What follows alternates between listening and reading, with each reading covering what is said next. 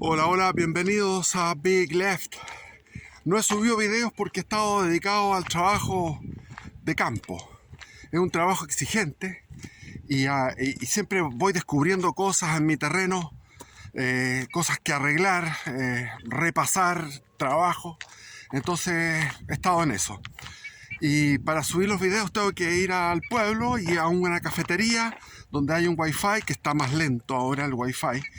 Y ahí voy a subir 2 o 3 videos al mismo tiempo porque ya me enseñaron cómo planificar,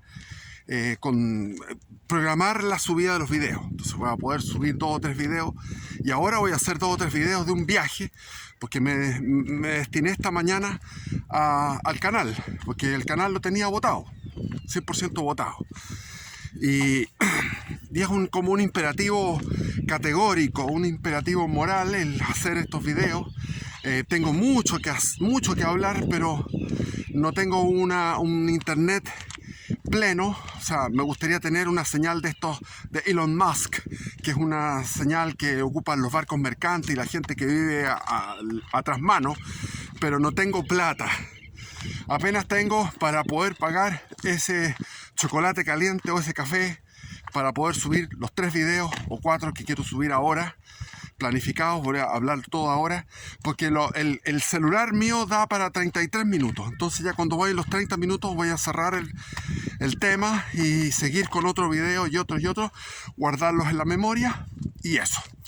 Bueno, el otro aviso es que los que me quieren ayudar económicamente y pueden disfrutar de algo entretenido, apasionante, es mi libro. Ha tenido muy buena crítica. Entonces es un libro de aventuras entretenidísimo y lo tengo para vender en Mercado Libre. Entonces ustedes ponen libro Barco Stop en Mercado Libre y entramos en materia. Voy a hablar sobre el 11 de septiembre de 1973. ¿Qué pasó ahí? Bueno, todos sabemos que pasó algo importante hace 50 años. Como estoy con televisión, aquí tengo DirecTV, veo la propaganda, están a full todos los canales, el canal 13, el 13 Cable, que pertenece al señor Luksic, un multimillonario, para que vean que los multimillonarios están con la extrema izquierda. Eso está clarísimo. No hay ningún canal, ni uno solo, que se salve. El Mega es un poquitito, le ponen un milímetro más, como más hacia la derecha, quedan amarillitos de repente. Pero el Mega igual, o sea, todos los canales. Es una aplanadora. Ayer estaban dando esta serial de los 80, que es muy buena. Eso lo hizo el señor Wood, que yo lo conocí porque como era amigo de Christian Barken, no sé si todavía soy amigo de él porque ya no me contacto con él, pero como amigo de Christian caminábamos por Vitacura, al lado del club de polo, y ahí nos encontramos con este cineasta Wood. Y bueno, él el que hizo Machuca, el que hizo la serial de los 80, es extraordinaria, la serial de los 80 es extraordinaria, pero mete su veneno permanentemente. Toda esta gente mete su veneno. Con Christian Barker también una vez íbamos conversando y nos encontramos con Góngora, Augusto Góngora, que en paz descanse, comentando cosas políticas y yo ahí escuchando a estos personajes famosos. También al frente de su casa vivía el otro, uno que habla así español, Amaro Gómez Pablo. Y bueno, también lo conocí, y habla así, cuando él está en su mundo privado también habla así. Bueno, ya, entramos en materia. Yo quiero ser bien verídico, no exagerar, no hiperbolizar ni irme como inmediatamente a decir que Allende era un borracho y que Pinochet era maravilloso. No, sencillamente es lo que pasó. Lo que pasó es que yo, tenía 13 años. Había estado en el verano, en las largas vacaciones del 73. ¿Por qué? Porque mi madre tenía miedo de que se armara una guerra civil. Mi padre también pensaba que venía una guerra civil. Todo el mundo pensaba que venía una guerra civil porque había un odio tremendo. O sea, había dos bandos, el bando A y el bando B. el bando del gobierno y el bando de la oposición. Como siempre hace el socialismo divide a la gente, es diabólico. Diablo es dos, de dos, viene diablo de dos, diabólico. Entonces, como es diabólico, divide y hace que nos odiemos, esa es otra característica diabólica. Entonces estábamos en un odio tremendo y me tocó estar donde unos tíos que tenía yo, iba todos los veranos a Valdivia, a un fundo de unos tíos de apellido Westermayer, de los primeros alemanes, descendientes de la primera colonización alemana. Y ahí nos quedamos hasta entrado marzo porque había que ver las elecciones que iban a darse en marzo. El 4 de marzo de 1973 fueron las elecciones y todo el mundo le preguntaba a mi padre si era posible que ganáramos la oposición. Yo naturalmente era de oposición a Allende porque naturalmente mi familia era de derecha, digamos. Mi madre no, mi madre había votado por Allende pero se había arrepentido. Mi mamá llegaba con el auto cargado con mercadería del mercado negro, tenía que pagar mucho por eso y guardaba toda esa mercadería en el entretecho. Entonces estaba ya opositora, habiendo votado por Allende. Después estaba feliz con Pinochet y después fue opositora a Pinochet porque encontró que Pinochet... O sea, ese es como lo típico. Mi madre no es una persona muy culta. Mi padre, al contrario, era un político que había tenido experiencia durante todo el siglo XX, desde 1918 que había participado en política. Entonces ya llevaba más de medio siglo, casi 60 años de participación en la política, activo y con mucha experiencia, habiendo sido senador, entre otras cosas, escritor de temas políticos, de derecho constitucional. En esa época se le llamaba publicista a los del derecho constitucional. Y bueno, le preguntaban a mi padre si podíamos tener los 2 tercios, porque con los 2 tercios se podía destituir a Allende. Pero mi padre decía, no, es imposible, ¿cómo vamos a tener 2 tercios? Si Allende entró con un 36%, después en las elecciones municipales llegó a un 49%, o sea, nunca llegó a un 51%, siempre eran minorías, a un 49%, y esta era la tercera elección, y mi padre calculaba que en torno a un 40% iba a ser. La elección dio un resultado de un 44% a la Unidad Popular, 44%. 44.6, algo así. Y al CODE, que era la alianza de la democracia cristiana con el Partido Nacional, con el Frente Patriótico, Frente Nacionalista, Patria y Libertad. Todo eso era un 55%. Y en el otro lado estaba el Partido Socialista, el Partido Comunista, el MIR, estaba no como el MIR y el Patria y Libertad eran accesorios, estaban fuera del sistema, pero votaban por ellos. Y estaba el MAPU, que después se dividió en obrero campesino, MAPU de Garretón, pero era un solo MAPU en ese momento, el Movimiento de Acción Popular Unitaria, y estaba la izquierda cristiana también. Esos eran los partidos de la Unidad Popular. El Partido Radical se había partido en 2, entre los que estaban con la Unidad Popular y los que estaban con la oposición. Entonces, al salir este resultado de 44.6%, la Unidad Popular salió a festejar porque era algo que no se esperaban o que estaban fue un triunfo para ellos aumentar su votación, pero todavía no llegaban a la mitad. Tenían en contra un 55% que los odiaba a muerte. Y ellos odiaban al otro 55%. O sea, el país dividido. Después se supo, unos 2 o 3 meses después se supo que... Voy a irme por acá mejor. Se supo que había habido un fraude. Efectivamente el gobierno hizo un fraude. A ver cómo se ve mejor ahí. Bueno, sigamos por acá mejor. Y Y volví al colegio. En ese momento tenía 13 años, como le cuento, y había estado en una concentración. La primera vez que fui a una concentración política fue en la Plaza Ñuñoa, que estimaron los carabineros que era 5.000 personas. Era una cantidad gigante de personas, me acuerdo, en la Plaza Ñuñoa. No sé si fue el 72, qué sé yo. Me había tocado vivir todo lo que era el desabastecimiento, lo que fue el paro de octubre. Yo recuerdo que estaba en el colegio y se paró todo el colegio, ya no íbamos al colegio y pasamos un mes sin ir al colegio, y cuando volví, los pantalones grises que se usaban ya me quedaban a la mitad de la pantorrilla. O sea, ya me había crecido en ese mes unos 4 o 5 centímetros en un mes. Y sentía hambre porque mi madre juntaba, siendo nosotros con buena situación, juntaba el alimento, pero los alimentos escaseaban, el pan escaseaba, el pan era un pan de afrechillo muy malo.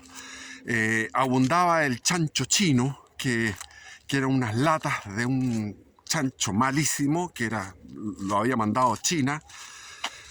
Había alimentos que venían del mundo comunista, etcétera. Entonces, no tenía buenos recuerdos de todo eso que había vivido.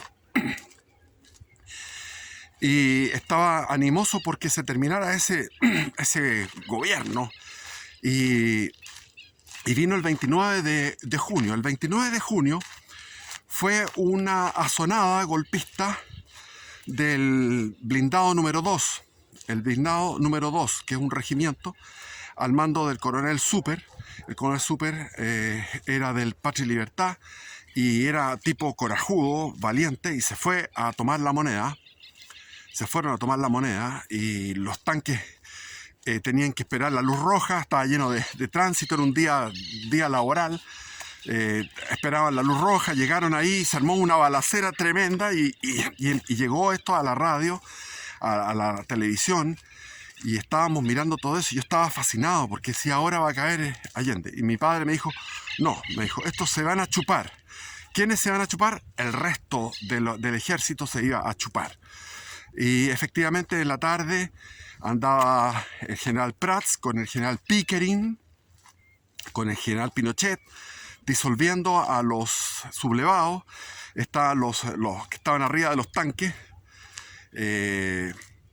Los tipos obedecieron a los generales y se depusieron las armas. El coronel Super cayó detenido. Murieron algunos civiles, como 14, 15 civiles. No hubo ningún acuartelamiento de las fuerzas paramilitares en lo que se llamaban los cordones industriales. Y en ese momento, en la noche, vino una manifestación, llegó toda la gente que apoyaba a Allende, se llenó la Plaza de la Constitución y Allende dio un discurso emotivo, triunfal, y después del discurso, sacó al general Prats y le levantó la mano. Yo me acuerdo que lo veía con mi padre. Allende levantaba el brazo de Prats, está con nosotros. Prats, el general en jefe del ejército. Y toda la gente, miles de personas de la Unidad Popular, fanáticos, todos gritando, ¡ah, viva! Después pescó al almirante Montero, levantó la mano, lo levantó el brazo. El almirante Montero está con nosotros. ¡Ah, viva, viva, viva! Después pescó al César Ruiz Danjó, que era el general de la aviación, le levantó el brazo al general de la aviación. La aviación está con nosotros. Entonces los tres estaban con el gobierno y estábamos viéndolo con mi padre. Y mi padre dijo, estamos cagados. Me comentó a mí porque yo siempre le seguía todas las cosas a él. Mis otros hermanos no pescaban el tema político y yo me sentía sucesor de mi padre, tenía que informarme y estaba con él atento a todo. Y llegó Juan Diego Dávila, que era muy amigo de mi padre, que era un tipo valiente. Si ustedes van a Google y consultan quién era Juan Diego Dávila, pueden ver todo lo que hizo.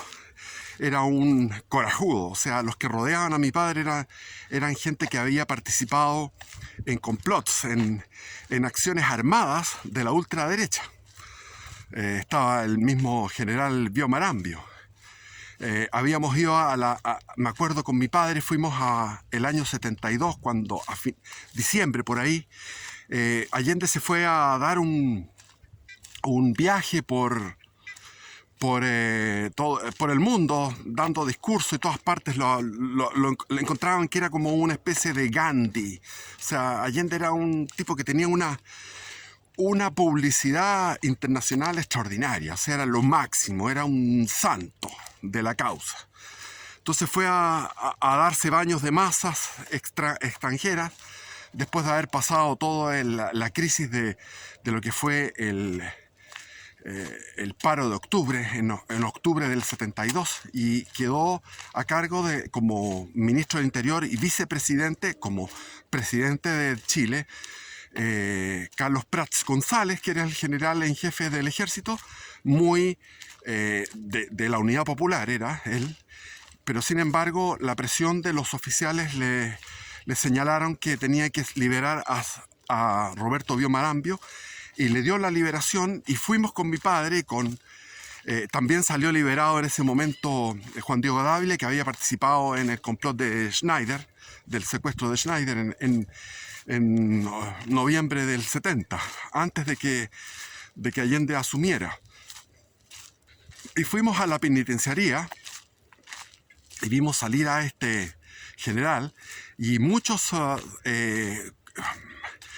tenientes, era mucho teniente, muy trajeados, con su traje del ejército, abrazando al general Bio Marambio.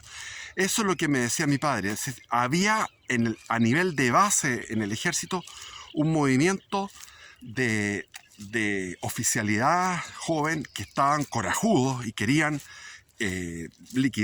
votar al gobierno de Allende, porque era un desastre completo. Bueno, todos sabemos lo que era eso. No es necesario adentrarnos en aquello. La inflación iba a llegar en un momento a los 500%. Bueno, o sea, el chileno se mueve cuando le tocan el estómago. Ahora no se mueven porque están todos llenos, gordos, obesos los huevones. Son despreciables. Los odio, los desprecio, todos los chilenos culiados, weón. Los voy a ver, si yo vivo en un pueblo, voy a los pueblos, todos van comiendo, llenándose de comida, weón. Entonces, ¿qué? No se van a quejar. Le están metiendo el veneno de a poquitito. En esa época, como había hambre, ahí sale la lucha. Incluso era tan especial el ser humano de aquellos tiempos que los de la Unidad Popular, pasando hambre, seguían apoyando el régimen. Es decir, tenían una convicción moral, una convicción de ideales, como para ver que la realidad no les cuadraba, y seguían ellos apoyando al régimen de la Unidad Popular. O sea, yo creo que el fraude, el 4 de marzo del año 73, el fraude en la elección parlamentaria, pues se calcula que fueron como 200.000 votantes, 200.000 votos, porque hubo gente de la Unidad Popular que votó varias veces. Eso fue lo que hicieron, votaron varias veces.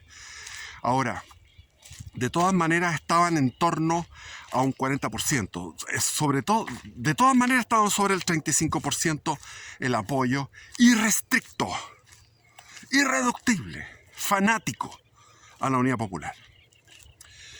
Entonces, bueno, me tocó ver eso. Acompañé a mi padre, el único que lo acompañó, a mi padre, a la penitenciaría, y ver cómo se daban esos abrazos viriles de los castrenses, de la gente militar.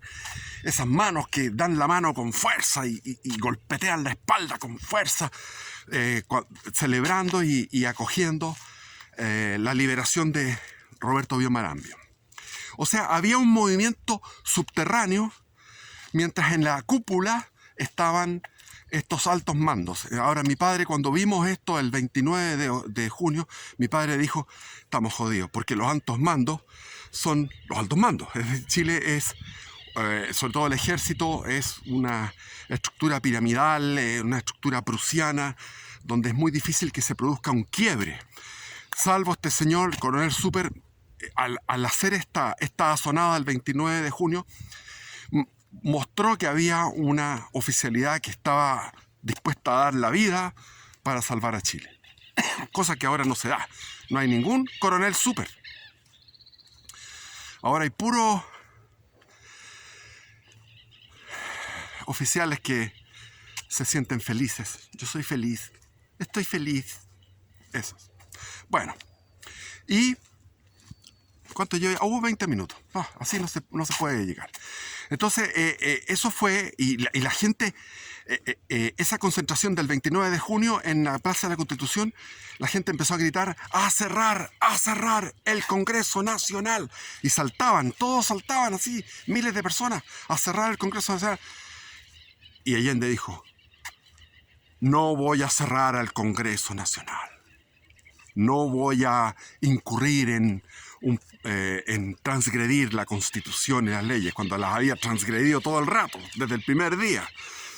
Las garantías constitucionales que habían firmado con la democracia cristiana se las había pasado por la raja, pero él hacía esta cosa, tenía un discurso muy solemne, ponía la voz de una manera, etc. Bueno, entonces después de eso yo quedé totalmente defraudado. Dije: esta cuestión, estamos fritos, esto va a seguir así. Y el odio siguió incrementándose tanto que me acuerdo que la noche anterior al 11 de septiembre, o sea, el lunes en la noche, el lunes 10 de septiembre, no me podía quedar dormido. Estaba completamente desvelado y soñaba, despierto, o sea, planificaba como niño que era. Todavía no cumplía, al día siguiente era mi cumpleaños, el 11 de septiembre del 73 yo cumplía 14 años. Entonces tenía 13 años, mi padre me dio permiso para ir para ese día asistir a una manifestación que se iba a hacer frente a la sede de la Pontificia Universidad Católica, ahí en la Alameda. Está la UNTAC, está la Pontificia Universidad Católica, ahí iba a haber una manifestación, iba a ir con mi hermano. Mi hermano había participado permanentemente como era mayor que yo, iba a los enfrentamientos que se daban en la zona del Copelia, porque iban y saqueaban el Copelia, que era de Marambio, Max Marambio, que era un mirista, declarado mirista, y él estaba con su negocio él había fundado el Copelia, que era un negocio de helados. Entonces iban todos estos cabros cuicos del St. George y saqueaban el Copelia y se comían los helados y se enfrentaban a la brigada Ramona Parra en pleno Providencia, y eso era diariamente. Entonces mi hermano iba diariamente a esos enfrentamientos. En Valdivia igual, mi primo, que era un tipo tremendo, con otros más de clase alta, iban y le rompían los huesos a todos los upelientos. Entonces había todo el tiempo había enfrentamientos. En el centro de Santiago no se podía andar porque era pura... los gases lacrimógenos, uno no podía caminar. Pero a mi padre le encantaba ir al cine, íbamos al cine, íbamos a ver las películas clásicas del cine soviético, como El acorazado Potemkin de Eisenstein. Íbamos a ver La toma de Berlín, que era una superproducción de cómo el ejército rojo había tomado Berlín, y cuando salía la bandera roja sobre el Reichstag se paraban todos a aplaudir y gritando consignas de la Unidad Popular. Y yo le decía: papá, aquí hay puros opelientos. Y mi papá me decía: cállate, weón. Yo le decía: cállate, weón. Los otros dos sentados mientras todos los demás parados, gritando, enfervorizados. Pero a mi padre, como le gustaba el cine, íbamos al cine. Nos teníamos que tragar los gases lacrimógenos, íbamos a todo esto. Es que el centro de Santiago era una exquisitez. Estaban todos los cines que tú te puedas imaginar. Habían como unos 10, 15, 20 cines. Y había buenas películas en aquellos tiempos. Sobre todo el cine soviético, que nos gustaba con mi padre, el cine soviético. Mi padre también tenía en su biblioteca la editorial Kimantú, me acuerdo, tenía un montón de cosas de la editorial Kimantú. Porque era entretenido, eran cosas buenas culturales, digamos. Y en un momento me acuerdo que íbamos caminando en lo que ahora es el Paseo Ahumada. Nos quedamos en la esquina de Compañía con Ahumada, ahí en la Plaza de Armas, y en esa esquina vimos desfilar al cordón, ¿cómo se llama? El cordón de Cerrillos. Vimos desfilar al cordón Cerrillos. Y eran un ejército de obreros con cascos, eran ejércitos, o sea, pasaban y pasaban y pasaban, 1 hora, 2 horas, seguían pasando los milicianos de la Unidad Popular con casco, lo veíamos, mi padre los contemplaba, miraba, yo estaba junto con él en la esquina, mirando este desfile, con carteles, con tractores, iban con maquinaria, con camiones, avivando, o sea, había un fanatismo de la Unidad Popular tremendo. Y en ese momento estaban las colas, estaba el hambre, estaba el desabastecimiento, estaban las JAP, la Junta de Abastecimiento y Precio y todo eso. Bueno, el 10 de septiembre, en la noche no podía quedarme dormido porque planificaba que al día siguiente yo iba a ir a La Moneda, iba a sacarle la pistola a uno de los carabineros que estaban ahí, y con la pistola iba a llegar a donde estaba en la oficina de Allende y le iba a disparar a Allende. Eso era lo que yo estaba planificando como niño, como que estaba llegando a los 14 años, al día siguiente. Y mi hermano tenía unos pañuelos con salmuera, teníamos los nunchacos, que eran unas cosas unas armas que se usaban mucho en ese momento, casco. O sea, mi hermano pertenecía a la Juventud Nacional, con sus amigos del St. George. A todo esto, el weón del Víctor Jara fue a cantar al St. George, que estaba en Pedro de Valdivia, con Pocuro, donde ahora hay una cuestión ahí ¿cómo se llama? De los mormones, está el demonio mismo, y los mormones ahí metidos. Ahí era el colegio St. George, y fue Víctor Jara a cantar, y estaba uno de los hijos de Pérez Zújovich, porque el huevón del Víctor Jara empezó a decir que Pérez Zújovich había sido malo porque había sido uno de los causantes de la matanza en el gobierno de Frei, una matanza que hubo, que la provocó el Partido Comunista en Puerto Montt. Entonces, por eso que ajusticiaron el BOP, la Vanguardia Organizada del Pueblo. El año 71 había asesinado a Pérez Zújovich por eso, como una venganza política. Y en ese momento salió y con mi hermano le pegaron a Víctor Jara, le sacaron la cresta, le pegaron con vaso y no volvió nunca más Víctor Jara al St. George. Bueno, entonces mi hermano estaba con sus amigos, yo iba a ir con los de la Juventud Nacional a enfrentarme con los upelientos, porque yo ya cumplía 14 años y mi padre me dijo: ya tienes 14 años, si quieres ir al liceo, anda. Y en la noche dije: yo me voy a escapar de la manifestación, voy a ir a La Moneda, voy a sacar la pistola y voy a entrar a la oficina y le voy a disparar a Allende. Ese era el clima que se vivía. Yo mismo no podía quedarme dormido por el odio y porque quería matar a Allende. Eso era lo que se vivía. Y en la mañana, después me costó quedarme dormido, y en la mañana me despierta mi padre. Él tenía una radio forrada en cuero, y me dice: esta vez sí, me dice. Pero dije: papá, la otra vez fueron los tanques y no pasó nada, dispararon, no pasó nada. No, me dijo: esta vez sí, están unidos las 4 fuerzas. Las 4 fuerzas, el ejército, la armada, la aviación y los carabineros. Le dije: pero papá, ¿usted está seguro? Sí, esta vez sí, me dijo. Ahora sí, esto va bien. Y ahí empezamos a seguir en la televisión todo lo que era... Empezamos a seguir todos los avatares por la radio, por la televisión. Y vino los aviones, los helicópteros. Nosotros estábamos cerca de lo que era la residencia de Allende, de Tomás Moro, y nos subimos a un árbol que teníamos, un árbol centenario. Era un castaño inmenso. Entonces nos subimos teníamos un sistema para subirnos hasta arriba, y en la copa del árbol, con mis hermanos, mirando el bombardeo de Tomás Moro, y se remecían los vidrios, se remecía el suelo de la casa, el bombardeo de Tomás Moro, y a lo lejos, desde el árbol, mirábamos el bombardeo de La Moneda. Así que era un espectáculo bélico que yo estaba fascinado con el espectáculo bélico. Y y después vino en la tarde, hubo un apagón de comunicaciones, ya no había mucha comunicación, y mi padre en la tarde, cuando estaba poniéndose el sol, ya estaba empezando a oscurecer, nos sentamos en el comedor de la casa y mi padre puso una radio argentina, y escuchamos una radio argentina que decía: Allende ha muerto, Allende se ha suicidado. Y mi padre, que conocía a Allende de toda la vida, porque eran políticos, compañeros de Senado, etc., se entristeció. Y yo también sentí una tristeza de algo que había muerto, de como una era que había muerto. Se sentía la muerte no de un gobierno, sino que de una era que había comenzado en la época en que mi padre empezó a partir, en la época de Arturo Alessandri Palma.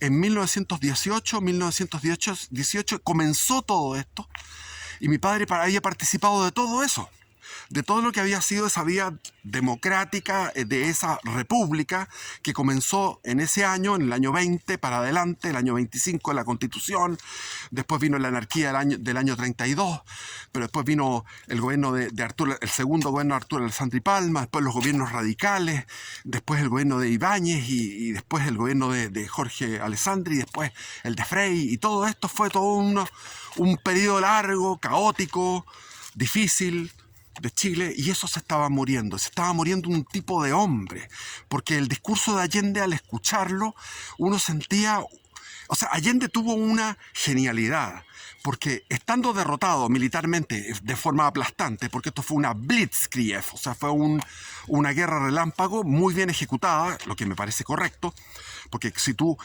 tienes que aplastar al enemigo y hacerlo lo más rápido posible, y es una batalla, se produjo una batalla en Santiago, fue la batalla del 11 de septiembre, fue una batalla, porque había resistentes, y contra más rápido, contra más los aplaques psicológicamente, contra más a los aplastes moralmente, se evitan bajas tanto del ejército como de los civiles. Entonces, el golpe de Estado fue genialmente ejecutado, militarmente fue perfecto, y el bombardeo a la Moneda era necesario para aplastar la resistencia, porque había resistencia. En todo el entorno a la Moneda había resistencia. Había tiroteos constantes. Enfrente de mi casa había una población que habían tomado los miristas, con banderas del MIR, habían tomado esa población, y esa población resistió, y que eran, yo me acuerdo, habían 3 muertos que estaban ahí. Frente de mi casa había se llamaba el Maestro Colorado, ya se me va a ir el tiempo, así que voy a seguir con otro video al tiro. El Maestro Colorado, que tenía 36 hijos, de 3 mujeres, y todos eran de la Unión Popular y hacían prácticas paramilitares en su territorio. Ahí tenían en su sitio, digamos, tenían un sitio ahí y hacían prácticas paramilitares. Entonces, enfrente de mi casa estaban esta población, la Ñancahuazú, y estaba